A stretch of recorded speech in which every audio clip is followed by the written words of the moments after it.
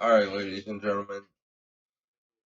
Today the most controversial, persuasive topic, I guess, would be uh the uses of medical marijuana and what type of risk versus benefits it has for a person. Well, I believe that the medical marijuana has more benefits than what it does risk because I used to be a cannabis smoker, and I was in the military for 6 years, so I have a form of PTSD, which the cannabis helped my PTSD and my anxiety, depression, and all of that. So I believe that it helps more with all of that type of stuff as well as other things.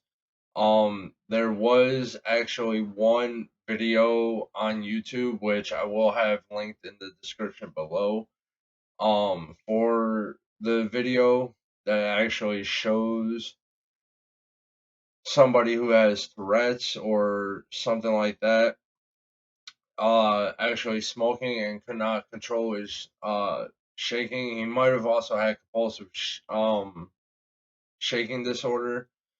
But once he smoked medical marijuana, then it actually helped him overcome that and overcome the shakes and everything else. So that's my stand on that. And hopefully, I can persuade you guys to also have the same type of feeling that I have towards it. So it's the question is whether or not to use it. I believe you should. Most believe you shouldn't. So one article that was wrote by Joseph Pierre, it says over the past 15 years, people have had a higher risk of psychosis, and that's off of the medical marijuana. I don't believe that's true, but of course, you can't always believe what you read anyway. So, in layman's terms, what does psychosis do? Well, you can start to hear things, hear voices, see things such as hallucinations and everything else. So, why is that important? Well, that's important because of the fact that that's a risk that you take with a higher potency of medical marijuana rather than street cannabis or marijuana. So that's where I stand for that one anyway.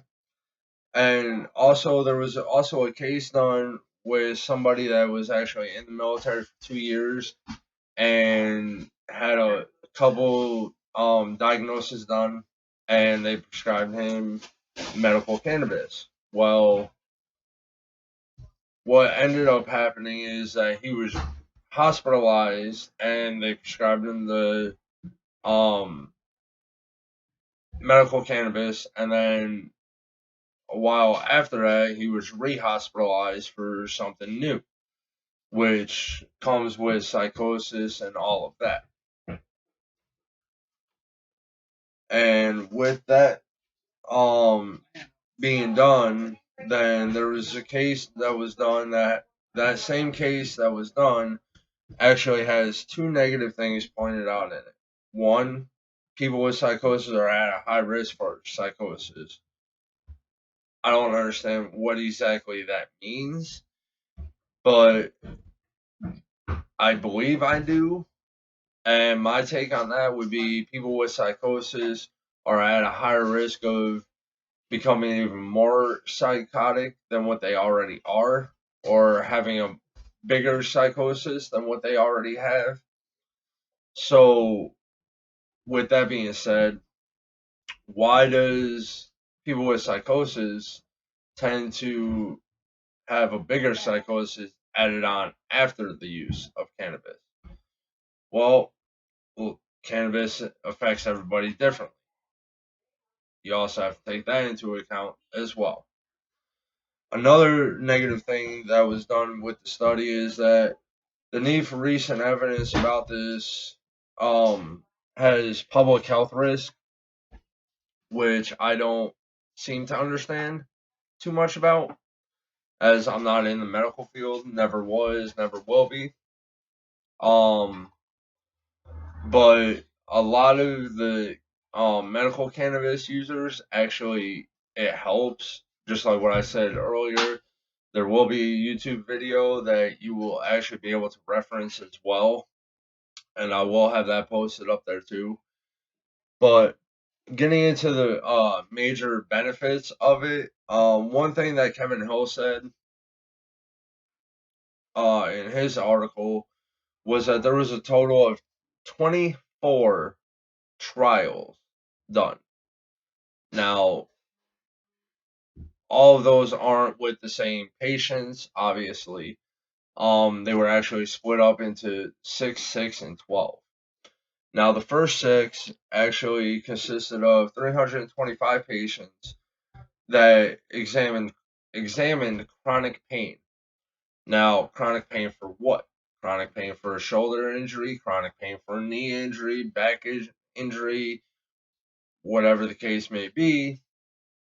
That's what the 325 patients and the 6 trials at first actually examined.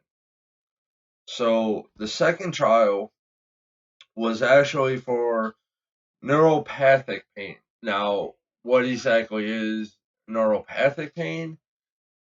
Well, neuropathic is neurology. I'm assuming, I don't know for a fact if neuropathic pain and neurology is the same thing.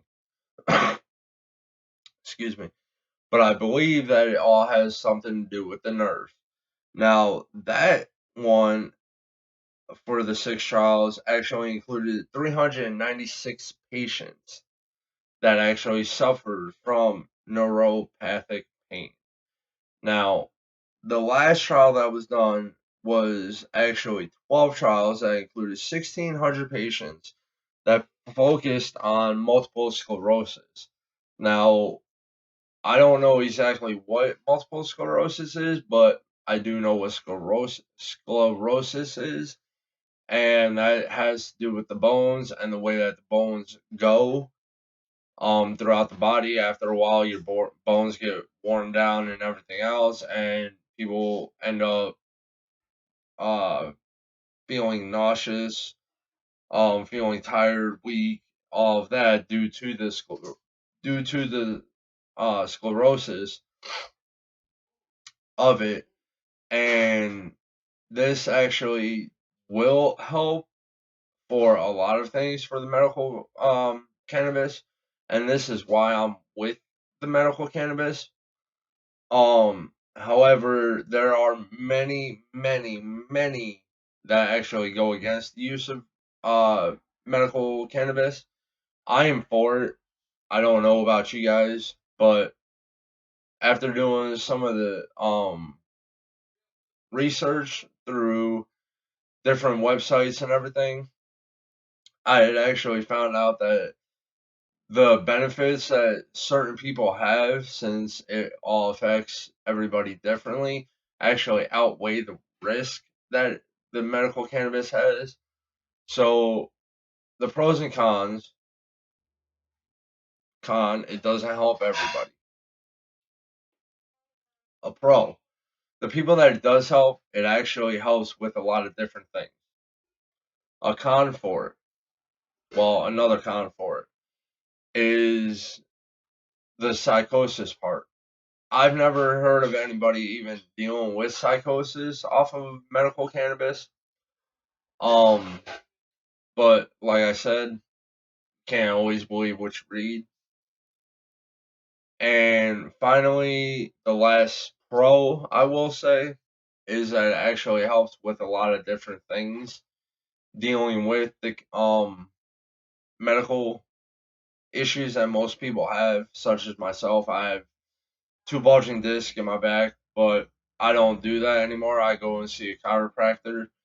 I actually don't go and get pissed off as often as I want to because I actually do a breathing treatment now. So I actually got off of the cannabis.